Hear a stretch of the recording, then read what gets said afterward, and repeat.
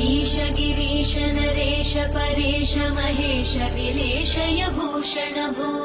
साम्ब सदाशिव शम्भो शङ्कर शरणं मे तव चरणयुगम्